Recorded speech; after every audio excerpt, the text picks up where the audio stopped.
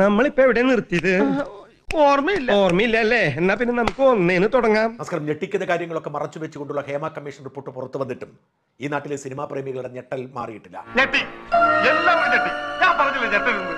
മലയാള സിനിമയിലെ പല നായകന്മാരുടെയും തനിനിറം പുറത്തറിയാതിരിക്കാൻ രാഷ്ട്രീയക്കാർ ഒത്തുകളിച്ചതാണ് എന്നാണ് പ്രധാനപ്പെട്ട ആരോപണം. ഓ അത് ശരി. അപ്പൊ നിങ്ങൾ തമ്മിലുള്ള ഒത്തുകളിയാണല്ലേ മാച്ച് ഫിക്സിംഗ്? നടിമാരുടെ ശരീരത്തോടുള്ള മോഹമാണ് സിനിമയുടെ ഏറ്റവും വലിയ പ്രലോഭനം എന്നും അങ്ങനെ ഇക്കാര്യത്തിൽ നിറഞ്ഞാടുന്ന നടനാണ് മഹാനടനായ മോഹൻലാൽ എന്നും സോഷ്യൽ മീഡിയ പറയുന്നു. ഇവൻ പറയുന്നത് വിശ്വസിക്കരുത്. ഇവൻ ഭക്ഷണം കഴിക്കാനും കള്ളം പറയാനും മാത്രമാണ് വാ തുറക്കുന്നത്. മമ്മൂട്ടിക്ക് ഇക്കാര്യത്തിൽ പണ്ടേ മലയാളത്തിലെ സിനിമ പ്രേക്ഷകർ ക്ലീൻ ചിറ്റ് കൊടുത്തിട്ടുണ്ട്. ഇതുവരെ സ്ത്രീകളുമായി ബന്ധപ്പെട്ട ഒരു സിനിമ ഗോസിപ്പിലും മമ്മൂട്ടിയുടെ പേര് ഉണ്ടായിട്ടില്ല.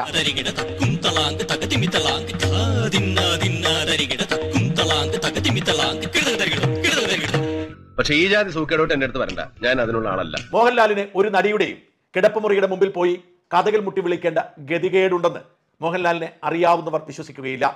അങ്ങനെ ഉണ്ടാവൂ? അങ്ങനെ ഉണ്ടാവില്ല. എന്നാൽ സിനിമയിൽ സ്ത്രീ വിഷയത്തിൽ മോശക്കാരായ അനേകം പേരുണ്ട്. നമുക്ക് പേരെടുത്ത് പറയാൻ കഴിയുന്ന ചിലരുണ്ട്. വിജയ് ബാബുവിനെയും ഗണേഷ് കുമാറിനെയും അലൻസിയാറിനെയും മുകേഷിനെയും പോലെ ഉള്ളവരുടെ കാര്യമാണ് പറയുന്നത്. ഇവർക്കൊക്കെ എതിരെ അനേകം പരാതികൾ പലയിടങ്ങളിൽ സിനിമാ മേഖലയിൽ ഉള്ളവരും അല്ലാത്തവരുമായ സ്ത്രീകൾ ഉയർത്തിയിട്ടുണ്ട്. ഒന്നിച്ച് ഒരു ട്രൂപ്പ് സഹകരിക്കുന്ന പെൺകുട്ടികളെ നമ്മുടെ സഹോദരികളായിട്ട് വേണം കാണാൻ. ഇത് ഞാൻ ചുമ്മാ പ്രാസത്തിന് വേണ്ടി പറഞ്ഞല്ല, തെളിയിച്ചു തരാം, നോക്കിക്കേ. ടെസ ജോസഫ് എന്ന മുംബൈ ആസ്ഥാനമായി പ്രവർത്തിക്കുന്ന കാസ്റ്റിംഗ് ഡയറക്ടറാണ് മീറ്റു ആരോപണമായി രംഗത്ത് വന്നത്. ഇനി ഇപ്പൊ അത് പുറത്തൊന്നും പറയണ്ട. ടെസയുടെ മുറി മുകേഷ് താമസിക്കുന്ന മുറിയുടെ അടുത്തേക്ക് മാറ്റിയെന്നും മുകേഷ് രാത്രിയിൽ മുറിയിൽ തട്ടി വിളിച്ചെന്നും കൂടെ കിടക്കാൻ ആവശ്യപ്പെട്ടെന്നും ടെസ എഴുതി. ആരുടെ കൂടെ? താമരമോളുടെ കൂടെ. താമരമോളുടെ കൂടെ. ഡെറിക് ഒബ്രയൻ എന്ന തൃണമൂൽ കോൺഗ്രസ് നേതാവാണ് അന്ന് ടെസയെ ഫ്ലൈറ്റ് പിടിച്ച് രാജ്യ രാമാനം രക്ഷപ്പെടുത്തിയതെന്നും ടെസ എഴുതിയിരുന്നു. ടെസയ്ക്കെതിരെ മാനനഷ്ട കേസ് കൊടുക്കുകയോ മറ്റു നിയമ നടപടികൾ ചെയ്യുകയോ ചെയ്യാതെ മുകേഷ് ആ ആരോപണം ശരിയാണെന്ന് തെളിയിക്കുകയും ചെയ്തു. മോനെ, ഞാൻ മുഖസ്തുതി പറയാന്ന് വിചാരിക്കരുത്. നീ ജന്മത്ത് നന്നാവില്ല. അത് താൻ പറഞ്ഞിട്ട് വേണോ ഞാൻ അറിയാൻ? ഗണേഷ് കുമാറിന്റെ കാര്യവും അങ്ങനെ തന്നെ. ഗണേശ് തന്റെ ഭാര്യയുടെ കൂട്ടുകാരിയുമായി മോശം ബന്ധത്തിൽ ഏർപ്പെട്ടതിന്റെ പേരിൽ കൂട്ടുകാരിയുടെ ഭർത്താവ് ക്രൂരമായി മർദ്ദിച്ചതിന്റെ ദൃശ്യങ്ങൾ പുറത്തു വന്നിരുന്നു. അതൊക്കെ നാട്ടുകാർക്ക് അറിയാവുന്ന കാര്യമല്ല അല്ലേ? കൃഷ്ണപുരം കൊട്ടാരം അടിക്ക് ഇത്രയും സാധ്യതയുള്ള സ്ഥലമാണോ? ഇങ്ങനെയുള്ള വായു നോക്കികൾക്ക് ഇത് തന്നെ ശിക്ഷ. അവർക്കപ്പുറത്തേക്ക് പല നടന്മാരും ഇങ്ങനെയൊക്കെയാണ് എന്ന് ഹേമ കമ്മീഷൻ റിപ്പോർട്ട് സൂചിപ്പിക്കുന്നു.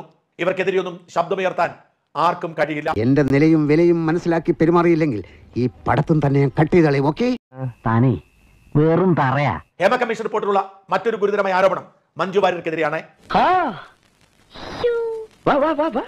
പേര് പുറത്തുവിട്ടിട്ടില്ലെങ്കിലും WCCയുടെ സ്ഥാപക നേതാവ് ഒടുവിൽ സ്ത്രീകളെ മൊത്തത്തിൽ കാലുവാരി എന്ന റിപ്പോർട്ടിൽ പറയുന്നു.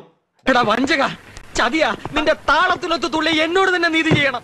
WCC രൂപീകരിച്ചത് പോലും നടിയെ ആക്രമിച്ച സംഭവത്തിന്റെ പശ്ചാത്തലത്തിലാണ്. അതിന് നേതൃത്വം കൊടുത്തതും മുൻപിൽ നിന്നതും മഞ്ജു വാര്യരായിരുന്നു. ഒന്നും പേടിക്കണ്ട, ഒരു കുഴപ്പമില്ല, ഞങ്ങളെല്ലാം കൂടെ ഉണ്ട്, ഫുൾ സപ്പോർട്ട്. ഒരു ഷോ തമാശ, ജസ്റ്റ് ഫോർ ഹൊറർ. എന്നാൽ തനിക്ക് അവസരം കിട്ടുന്നതിന് വേണ്ടി മഞ്ജു കാലുവാരി എന്നും ഹേമ കമ്മീഷനിൽ മൊഴി കൊടുത്തപ്പോൾ സിനിമയിൽ അങ്ങനെ ഒരു പ്രശ്നമേ ഇല്ല.